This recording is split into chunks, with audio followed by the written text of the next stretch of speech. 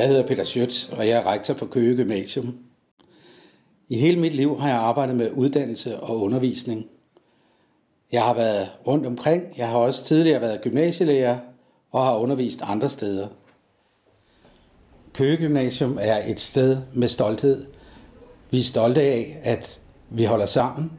Vi har højt til loftet. Vi giver plads for hinanden, både elever og lærere. Vi respekterer hinanden, og vi arbejder sammen. Det er noget, der spiller en stor rolle for os her i dagligdagen.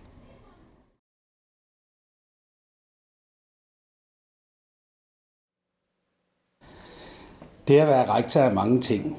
Man er den, der holder taler ved store begivenheder, og man er også den, der præsenterer gymnasiet for andre udenfor. Både til forældre og kommende elever, men også til dem, der arbejder i byen, for dem, der arbejder med videregående uddannelser og for folkeskolerne. Alt sammen er noget, der spiller ind, når man skal have gymnasiet til at hænge sammen med den verden, der ligger rundt omkring.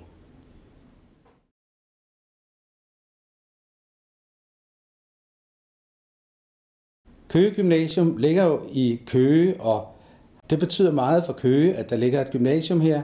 Det betyder også meget for os, at byen og dens institutioner og virksomheder kender os og vil være sammen med os om de opgaver, vi nu har.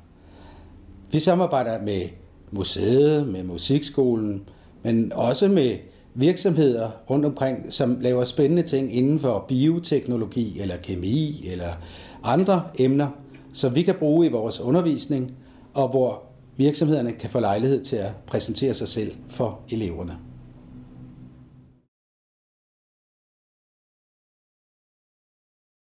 Jeg er glad for at have kontakt med eleverne. Jeg møder dem på gangene, eller de kommer ind på mit kontor for at fortælle om nogle af de ting, der ligger dem på scenen. Jeg synes, at eleverne har mange gode forslag og idéer til, hvordan vi gør livet her på gymnasiet bedre.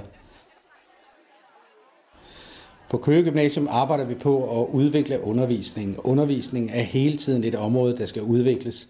Man bliver aldrig færdig.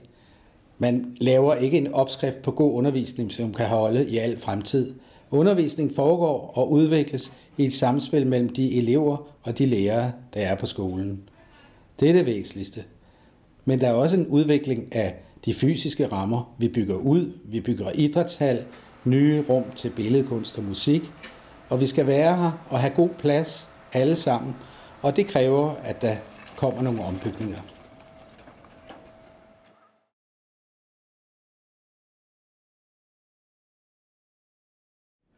Jeg synes, det er positivt at opdage, hvor rummelig Køge Gymnasium er. Hvor meget der er plads til alle eleverne. Hvordan de store elever giver de nye elever plads. Hvordan de lytter til dem. Hvordan de modtager dem på introduktionsdagene i august måned. Jeg synes, der har været virkelig en stor tolerance og åbenhed fra de ældre elever over for de yngre. Og på den måde undgår vi mobning og andre ting, som man kender fra andre skoler. Vi lægger også vægt på samarbejde mellem elever og lærere, at vi lytter til eleverne og giver plads for alle.